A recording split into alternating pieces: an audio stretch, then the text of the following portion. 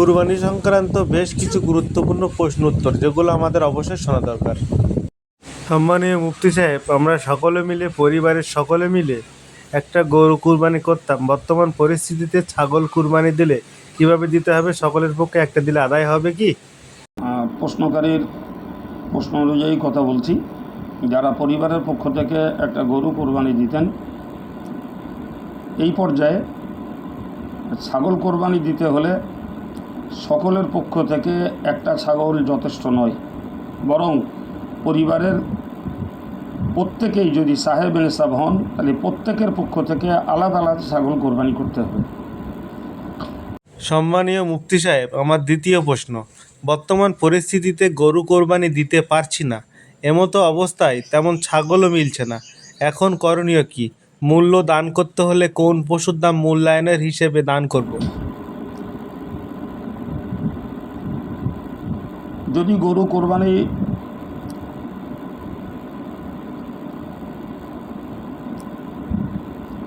কোরবানি দিতে আমরা পারছি না, সেক্ষেত্রে ছাগল, ভেড়া, দুম্বা এগুলি কোরবানি দিলে চলবে। তো একটি 1 বৎসরের বয়সের খাসি কিংবা বকরি, দুম্বা, ভেড়ার মূল্য দান করলেই ইনশাল্লাহ কোরবানির হক আদায় হয়ে যাবে। সম্মানীয় মুফতি সাহেব, আমার তৃতীয় প্রশ্ন, গরু মালিকের সাথে একটা নির্দিষ্ট টাকায় চুক্তি হয়েছিল, অ্যাডভান্সও করা হয়েছিল, বাকি টাকা ঈদের 2 দিন আগে গরু নেওয়ার সময় পরিশোধ করার কথা, কিন্তু এখন গরু নেওয়া হচ্ছে না, অ্যাডভান্স করা টাকাও ফেরত দিচ্ছে না। এখন ওই অ্যাডভান্স টাকা বাদ দিয়ে কি দান করতে হবে? হ্যাঁ, অগ্রিম প্রদত্ত টাকা বাদ দিয়ে বাকি টাকা দান করলেই হয়ে যাবে। গরু মালিকের সঙ্গে নির্দিষ্ট টাকা চুক্তিবদ্ধ গরু নেওয়ার শর্তে, কিন্তু এখন গরু নিলাম না, সেক্ষেত্রে নির্দিষ্ট চুক্তিবদ্ধ টাকাটা কি দান করতে হবে, না কম বেশি করলে কি কোনো অসুবিধা আছে? যে টাকায় গরু নেওয়ার চুক্তি হয়েছে ওই টাকাটাই দান করতে হবে, কম বেশি করা যাবে না, যেহেতু ওটার সঙ্গেই কোরবানি নিয়ে। আমার পঞ্চম প্রশ্ন, আমি কোরবানির নিয়েতে গরু কিনেছিলাম, কিন্তু এই পরিস্থিতিতে ক্রয়কৃত গরুটি কি করব? গরিব দুস্থদের দিতে চাইলে তারা নারাজ। যদি গ্রহণ করার মতো দরিদ্র ব্যক্তি না পাওয়া যায়, তাহলে পরবর্তীতে বিক্রি করে সেই টাকাটা দান করলে হবে। আশা করা যায় যারা অনুমতিপ্রাপ্ত কসাইখানা বা লাইসেন্স প্রাপ্ত যারা, তারা কিনে নেবেন এবং সেই পরিমাণ টাকাটা তখন দান করলেই উঠে যাবে। ষষ্ঠ প্রশ্ন, কুরবানি করা পশুর চামড়া যদি বিক্রি করতে না পারি, সেক্ষেত্রে চামড়া কি করব? উক্ত চামড়া পরিশোধন করে নিজের বাড়ির নিজের কাজে ব্যবহার করতে পারেন, অথবা যদি তা না করেন তাহলে মাটিতে দাফন করে দেবেন।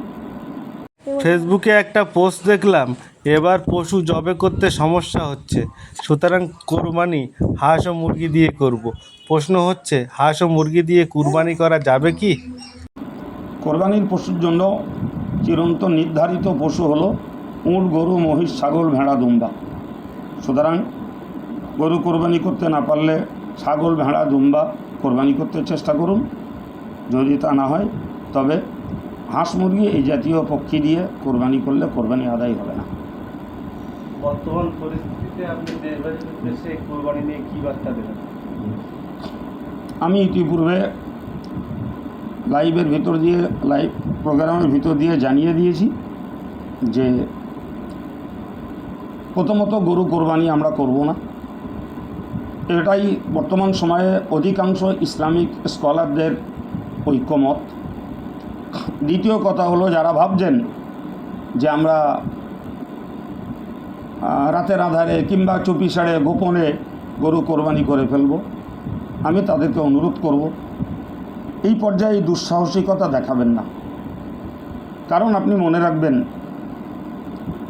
যদি ড্রোন ক্যামেরার মধ্য দিয়ে আপনার কোরবানি কোন অবস্থায় ধরা পড়ে, আপনি, আপনার পরিবার এবং যে ইমাম সাহেব জবাই করবেন, সেক্ষেত্রে সবাই তাদের চোখে আসামি হয়ে পড়বেন। এই জাতীয় গর্তবিহীন হটকার্য করা আদৌ সমীচীন হবে না। বরং সবাইকে আমি আবারও বলবো, ধৈর্যের পরিচয় দেন, সহনশীলতা অবলম্বন করুন, হটকারিতা করতে যাবেন না। দিনের শেষে ধৈর্যের ফল, হটকারিতা না করার ফল আশা করা যায় মিষ্টি হবে। সেটা সকলের জন্য শান্তিদায়ক হবে। যারা ভাবছেন যে আমরা যারা এই জাতীয় কথা বলছি আমরা দুর্বল, আর যারা হটকারিতা করে গোর্তমি করে গাজুয়ারি করে যে কোনো মূল্যে কোরবানি করার বাহবা করাতে চাইছেন, তারা সবল এবং তেজদীপ্ত ইমানদার। এটা মনে হয় তাদের নিজস্ব মতামত এবং এটা বুদ্ধিমত্তার পরিচয় হচ্ছে না। ফলে আপনারা গরু কোরবানি দেওয়াটার উপরেই ইমান এবং তেজি আমলের কথা ভাববেন না, বরং এটা এক পর্যায়ে আমাদের অজ্ঞতার পরিচায়ক হবে। এই কাজটা করে নিজে এবং পরিবার এবং ইমাম সাহেবকে আসামি বানাবেন না, এটা আমরা আবার পুনরায় আপনাদেরকে অনুরোধ করছি। বরং অপশান যখন আছে অন্য অপশান নিতে চেষ্টা করুন। পেলে আলহামদুলিল্লাহ, না পেলে ওই পর্যায়ের পশুর পয়সা আপনারা দান করে দেন, ইনশাআল্লাহ আল্লাহর কাছে কোরবানির সওয়াব পেয়ে যাবেন।